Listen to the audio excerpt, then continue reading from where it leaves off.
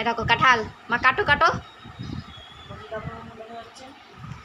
এ দেখো আমার মা ইঁচড় কাটছে, তো আমাদের বাড়ি আজকে নিরামিষ ইঁচড় হবে।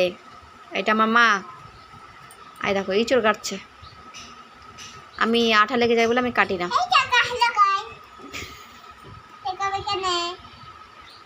ঠিক আছে তুমি ধো।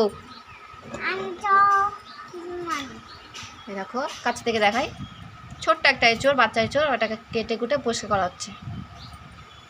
দেখেছ বটিটা কিন্তু খুব সুন্দর, ধারও আছে। আর এই যে আমাদের টিয়া ঘেটছে, দেখে দাও তো হাতে করে তুলে। বল খাবে? একটুখানি বাকি আছে, ওটা কাটছে।